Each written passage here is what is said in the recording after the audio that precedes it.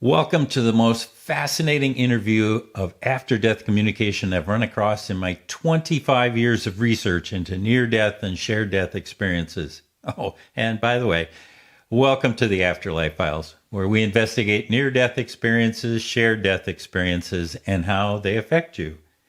Unlike podcasts that are just stories, we will give you a heads up on what to look for in our conversation. And then, after the interview, stick around. We'll help you make sense of those accounts so you can incorporate the insights into your life. I think you'll find that once having your most profound questions answered, living life in the physical is filled with more peace and joy. You'll see that coming up.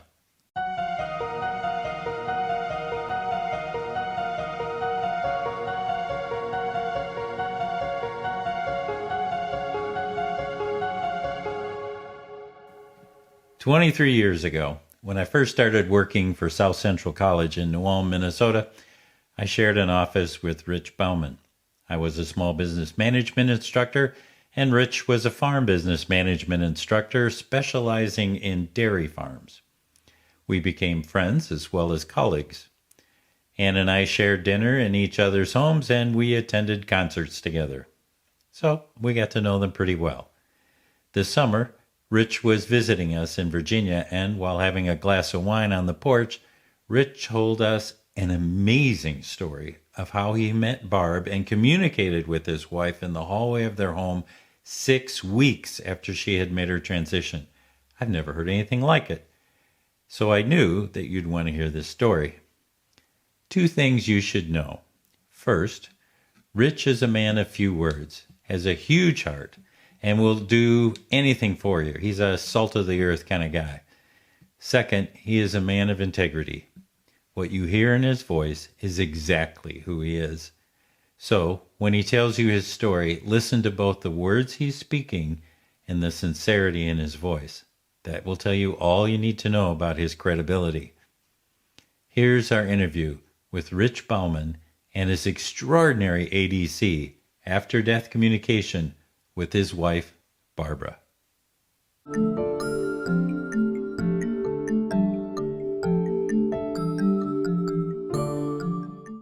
Hey, Rich, really glad to have you here on the Afterlife Files.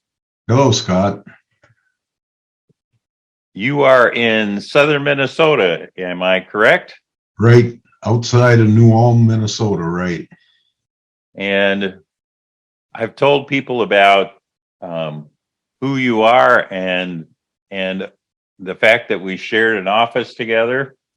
And would you please tell us a little bit about Barb and your relationship? Well, Barbara and I were married for just over 53 years. Wow. We met when we were 19. We got married when we were 20. And we had a very good life together for those 53 years. And, it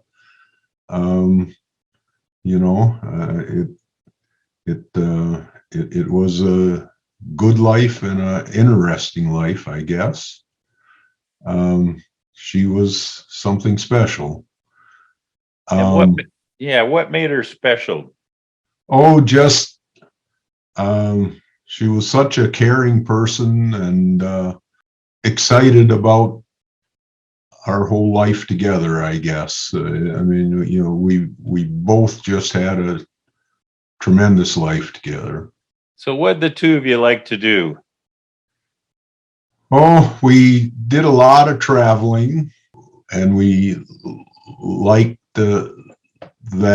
We have a place in the country, and we both liked the gardening and lawn care and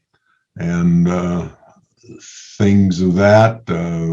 Family, kids and grandkids, and a couple great grandkids, and just life in general, I guess. You've described her to me as your partner, your best friend. Is that still true? Oh yeah, yeah, very much. I mean, she was involved in my work, whatever I was doing my whole life. So I mean, she was a, a partner that way too, and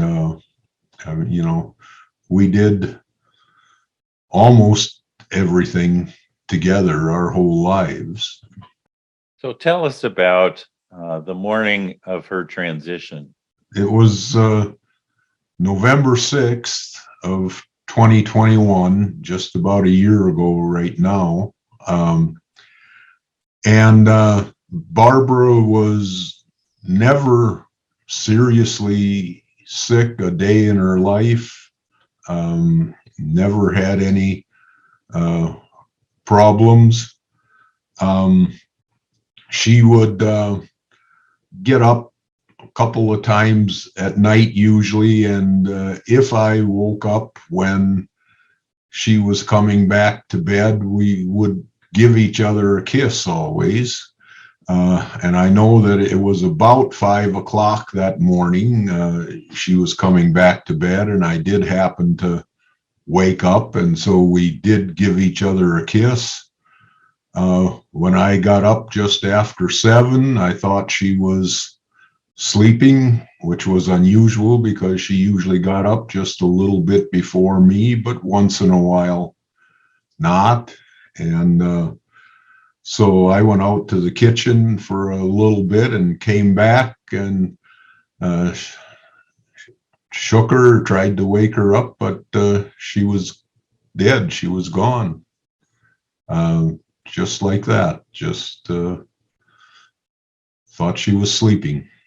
Yeah, died in her sleep. If you get to choose, what a lovely way to go. The way we'd all like to go, yeah. Yeah. Just it seemed way too soon, especially since she never had any health problems. And in fact, I mean, she went 4 or 5 days a week, went to fitness classes in town and stuff. Was doing everything right to live a lot longer life than she did. So where did that leave you, Rich? Well, for quite a while, it really left me in a bad kind of position. I mean, my whole life, basically, we had lived together, and all of a sudden I was all alone. And a lot of things just weren't right at all, and I wasn't sleeping nights, and a lot of things like that. Just, I mean, life was just totally confused. I get that. To say that you missed her terribly is probably an understatement. Yeah, I think that's right. Yeah. And I still do, but, I mean, I'm adjusting, I guess. Yeah. So you were having a tough time. I was, yeah. For quite a while, I was having a pretty tough time, really. About, I don't remember just when, but about 6 weeks to 2 months after she had died, I had this really unusual experience that really made a difference in my adjustment. I got up out of bed and walked into the hallway of our house, and at the other end of the hallway was Barbara walking toward me. And I said to her, I said, "Boy, am I glad to see you." I said, "I've had this awful dream that you died." And she said, "No," she said, "I did die." But she said, "I could see and they could see that you are having a difficult time, and they sent me back here to tell you that I'm okay and you're going to be okay too. And we gave each other a hug, and she disappeared. Just like that. Right away, I mean, I started sleeping better. I felt that, you know, as she had said, that she was okay and I was going to be okay. You know, it was just something that I needed to adjust to. And that experience really did help me make that adjustment. So this happened in the middle of the night? Right. And so you physically got up out of bed. This wasn't a dream of you walking down the hallway. I don't believe it was a dream. I believe it was 100% real. When you saw her at the end of the hallway, she was like how far away? Probably, 15 feet more or less. More or less. And do you remember what she was dressed in? Well, I remember that she had on a red sweater, and she had a few red sweaters that she really liked to wear, and that's what she had on when I saw her. And the two of you came together. I mean, you walked towards each other. Right. And so did she look real? Did she look like a ghost? What was her? She looked like Barbara always looked like. I mean, just gorgeous, right? Right. Yeah. I mean, I was just so happy to see her. And but yeah, I mean, just everything seemed normal again. And that's interesting. It seemed normal again. Yeah. And she gave you a hug. Yeah. And so it felt like a real person giving you a hug. It did. Yes. Yes. And I mean, I hugged her back. So you could feel her in your arms. Right. Yes. I'm just curious. Did you give her a smooch? Didn't have a chance. She disappeared so quickly. I mean, it was just a quick hug and she was gone. So like you're embracing her and she like disappears right out of your arms? Right. Yeah. Just all of a sudden was gone. Yes. Wow. So she said that they saw you were having trouble and that they wanted to have her come back and reassure you. Words to that effect. Yeah. Who is they? Do you have a sense of that? Well, I mean, she didn't say specifically. I assume that it was God or angels or somebody like that. I mean, Somebody in authority, huh? Right. I mean, I would say we were fairly religious, but not super religious. But I mean,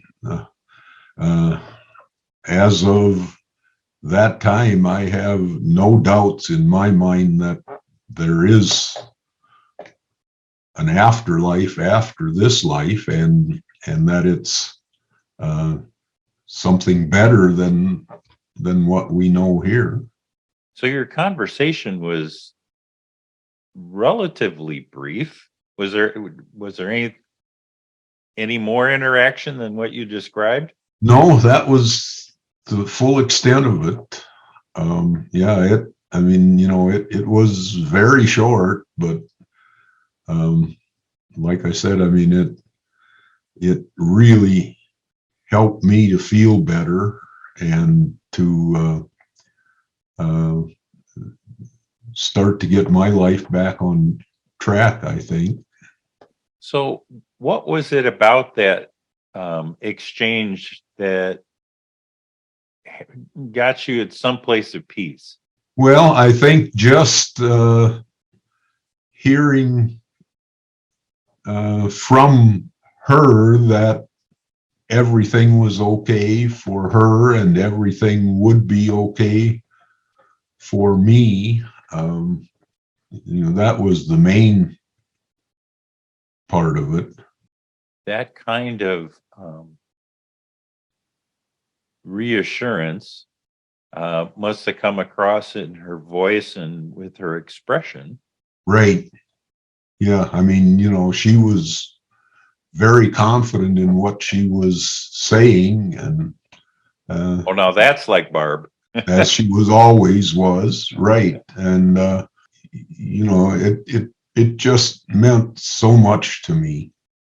It did change a number of things in my life at that time. You were blessed with the time together, and you were blessed by having Barbara in your life. She was an extraordinary woman. And this is what a terrific story. Thank you, Rich. I really appreciate you sharing that with us today. Yeah.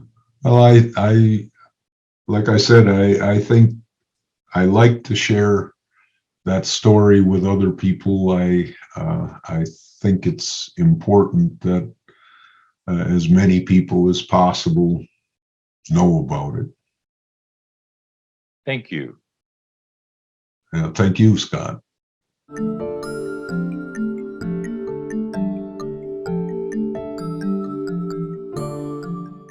My jaw is still on the floor. Just to be clear, what you're about to hear are my viewpoints, but that's why you watch the Afterlife Files, to gain perspective by using more than one lens with which to view this rich information. That was a little pun. I hope you appreciate that. Here's the important points that I gleaned from this interview. First, Rich was awake and walking in his physical body down the hall. Second, he heard Barb with his physical ears. Third was the quality of her presence. Barb was walking down the hall. Now, that's opposed to floating or gliding that you sometimes hear about. She looked normal and was wearing her favorite sweater. I'm hoping that it was to, impress Rich. Barb was physical and could receive and give a hug. Fourth, they were watching over him, saw he was having trouble, and intervened in his life to give him peace. This reference is a reaffirmation that they are with us always, lending guidance and support when needed. We are never alone. Fifth is Rich's reaffirmation that there is, and I quote, "no doubt in my mind there's an afterlife after this life, something better than what we know here." I do hope that videos such as this can give you some insight on what near-death and shared-death experiencers discover about the afterlife, the nature of consciousness, and how to live your life more fully. If you've not already subscribed, hit that button, please. I would encourage you to do that. Okay, a visitation from a loved one that you can see, hear, get, and receive a hug is a wonderful reminder that the afterlife is waiting for us all. If you're watching on YouTube, like, subscribe, and comment. You can find the Afterlife Files on all podcast streaming apps: Apple, Google, Spotify, Audible, the lot. Follow us on Facebook, Instagram, and TikTok. And pay us a visit at neardeathmeditations.com, where you can read all about our retreats, workshops, and guided meditation albums. That's neardeathmeditations.com. Bye now. See you next time. And thank you for joining us at the Afterlife Files.